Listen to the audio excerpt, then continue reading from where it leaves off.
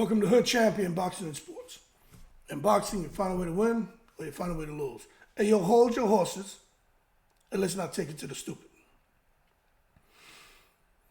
You see, Canelo Alvarez, Crawford, and Benavidez, I don't think the weight should matter. I don't think the weight matters. Okay? The one person, right, who has control of everything is Canelo. He has the keys to the kingdom. And no, I'm not talking about the kingdom of Saudi Arabia. That's just Turkey al-Sheikh, Kinahan, and the secret society. But Canelo has the keys to the kingdom. He decides who enters the Canelo kingdom and who doesn't. Now, one of the many reasons Canelo felt there were certain fighters who shouldn't enter into the Canelo kingdom was because of weight. Someone too small, or someone like David Benavidez is way too big. Now, I've done, you follow the channel, I've done about, maybe 45 videos on Edgar Berlanga working with Angel Mimo Heredia. I was probably the only one putting out a bunch of videos about it and saying that I thought Angel Heredia would be the difference between a Berlanga win and a Berlanga loss. But even though he lost, he still ended up winning the hearts of many fans. So Edgar Berlanga's stock has skyrocketed. But I truly believe, like I said, Angel Heredia has everything to do with that. Because without Angel Heredia, maybe Edgar Berlanga doesn't get up from that left hook. Maybe Edgar Berlanga can't fight back as hard as he did. Maybe Edgar Berlanga doesn't get Canelo's respect, and maybe he doesn't make it to the finish line. But there's one interesting thing that, people are pointing at. Now, I already highlighted it, but somebody else hit me up and was like, hey, Hood, what do you think about Edgar Berlanga rehydrating to 200-something pounds? First of all, now we know it's not over 200. It's damn near 200. But the bottom line is this. Edgar Berlanga bubbled up 20, 25 pounds, something like that. A lot of weight. And what people are harping on, first they're trying to figure out how he did it. Okay, well, it's like I said, he's working with Angel Heredia. So if he's working with Heredia, Conti, Alex Ariza, Usman Sajjad, those guys are going to know how to get you to rehydrate 20, 25 pounds, right? It's been happening with fighters they've worked with. So I wasn't surprised. I expected him to be like 206 pounds, to be honest with you. But it still made me wonder. I was talking about on my live yesterday, how the hell does someone just put on 25 pounds? I was talking about holding, like I have at my gym, it's like, I go grab a 25-pound plate. 25-pound plate is pretty goddamn heavy just to imagine in a 24-hour period to put like that shit into your body. It's crazy to me. But anyway, now the talk is, okay, Canelo fought Amir Khan at a catch weight, 155 or whatever it was. So what's the problem? Because he had no problem fighting a smaller guy. So with Terrence Crawford, who's obviously smaller than Canelo, why not have a catch weight with Crawford? Well, Canelo's like, I don't have to. I can do what I want. Anyone wants to fight me, he had to come fight me where I'm comfortable. So Crawford wants to bubble up and fight him at 168. But Canelo's shooting that down. So boxing fans are looking at Canelo saying, all right, well, the weight didn't matter. Depending on the opponent, the weight doesn't matter. But when it comes to Crawford, it matters. So they think he's putting duck sauce on the fried rice.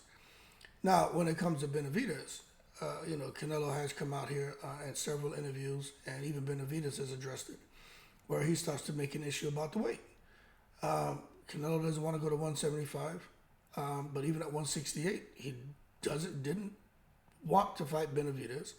And one thing that Canelo harped on when it comes to weight of like Terrence Crawford being too small, with Benavidez, he suggested that he was too big, talking about just how much he comes in the ring at on fight night.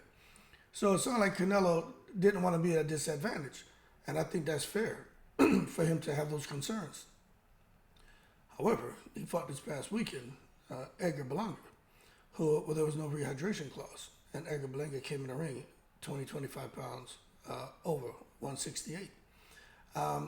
And then you look at Canelo, he went up and he fought Kovalev at 175, but there was, I think, a 10-pound rehydration clause.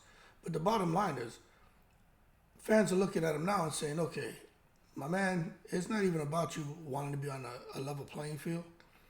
It's about you putting duck sauce on the Carne Asada. You know what I'm saying? And depending on who's arguing, I could definitely see where they're coming from. Whether you're saying Canelo has a right to do what he wants, he's not ducking, or you say Canelo's out here just afraid to lose and he's making excuses, he wants to pick and choose. But the thing is, Canelo already told you I do what I want. So I don't think there's an argument. But I do feel that the weight shouldn't matter. Just get in there and scrap. But he told you. He tells us all. I don't care what you think, I do what I want. So he's going to keep doing what he wants. But in my opinion, if you ask me, is he putting duck sauce on the Carne Asada? For Crawford, I don't know. I just think I think he knows Crawford is a threat. I don't think he's worried about losing, but I think he knows anything could happen. You watch Crawford, just like when you watch Canelo, the man gets in the ring and dominates. He somehow wins, right? Crawford gets in the ring, he somehow wins. David Benavidez is much bigger. He's fast, he's strong. He gets in the ring, he somehow wins. Same way you can watch Canelo and be a little intimidated before you get in the ring with him. Like, man, he may whip my ass. Same way you watch Crawford, be like, shit, before I get in the ring with him, this guy may whip my ass. I got to think about this. Watch Benavidez. Before I get in here with him, I got to be careful. He may whip my ass. So all three of them bring an intimidation factor to the table. And I think all three of them look at each other and say, man, I think I could take him. But this ain't going to be easy. Anyway, we'll see what Canelo decides to do. I think the pressure's on him. He doesn't seem to care. He's cool as a cucumber, you know what I'm saying? But I don't care what anyone says. Canelo can do what he wants. I agree with that. But my desire is to see Canelo fight David Benavidez. Over everybody. Fight Benavidez. But I'll tell you what, if he clinches Benavidez, which a lot of people think he will, but then it's on from there. You know what I'm saying? Because he would have done something that even Mayweather didn't do.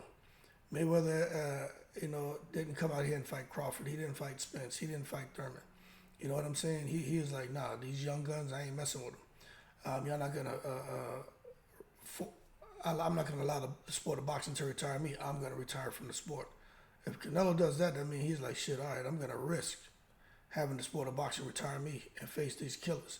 If he fights Crawford and Benavidez, Canelo deserves all the credit in the world. All the credit in the world. He already does, but I mean, to me, that'll create separation between him and a lot of these other guys who are great fighters. Because that'll be a huge risk. No rehydration clause, nothing, just a straight up scrap. Got to get a man credit. Anyway, weight shouldn't matter in my opinion. I don't know if he's putting duck sauce on the Carne Asada, but I see it. I can see it from both positions. Y'all keep cool. I'm in the breeze.